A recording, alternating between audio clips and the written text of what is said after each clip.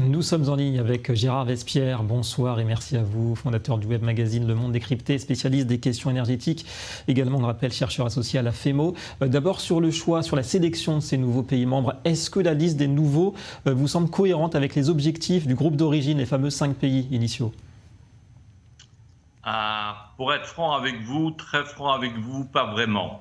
Parce que, voyez-vous, un des grands pièges qui attend les BRICS, c'est la disparité des pays qui sont déjà réunis en termes de 5 et qui vont maintenant être 11. Disparité culturelle, disparité politique. Et il y a à la fois le plus grand pays démocratique du monde, l'Inde, avec des élections nationales et des élections régionales, et le plus grand pays autoritaire du monde, la Chine, où il n'y a pas d'élection du tout.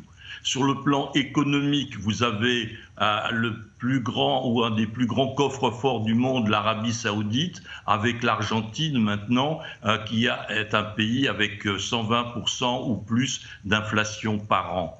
Et donc vous avez le piège ultime, ça va être le temps, car les leaders politiques de ce mouvement, la Chine et la Russie, vont faire face dans les 2 ou 3 ans à venir à des conditions économiques intérieures de plus en plus difficiles. Donc on arrive vraiment, au lieu d'avoir un projet à 15 ans commun, on va avoir dans les 2 ou 3 prochaines années des difficultés de la part intérieure pour les pays leaders de ce mouvement. Et donc intéressant, à pas mal de paramètres incertains et donc un groupe finalement très disparate. C'est ce que vous dites, il y a pas mal d'intérêts communs quand même entre tous ces pays. Pour vous, le ciment, pour l'instant en tout cas de cette organisation qui n'en est pas encore tout à fait une, on le précise, ce serait quoi? Ce serait l'énergie, le commerce ou avant tout des considérations peut-être géopolitiques, créer une sorte d'ordre mondial alternatif?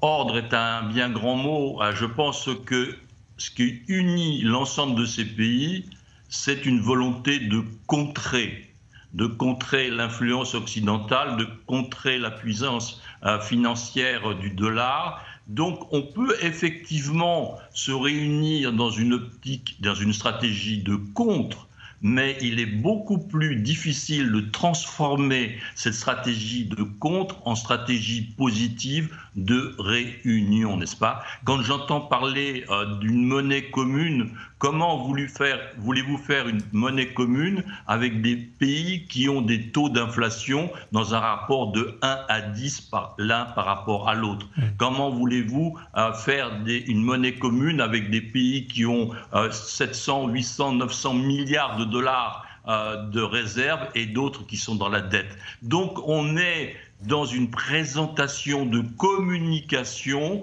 pour contrer l'influence occidentale. Je suis, comme vous pouvez le comprendre, plus que réservé sur la construction future. Ouais, on sent votre scepticisme et donc un projet, vous dites qu'il devrait être constructif et non pas uniquement dans le contre.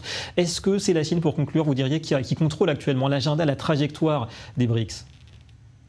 Écoutez, je pense que c'est surtout la Chine, parce que vous avez la Russie qui a cette stratégie politique, n'est-ce pas, de contrer l'Occident, mais qui en a de moins en moins les moyens humains et les moyens économiques.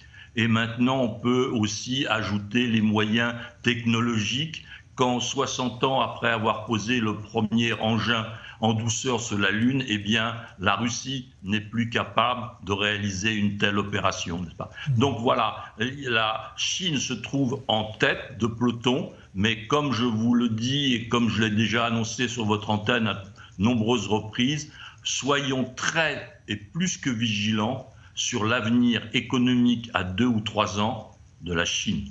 À suivre de près, effectivement, ces évolutions importantes. Merci beaucoup à vous, Gérard Vespierre, pour cette analyse en direct ce soir sur notre antenne.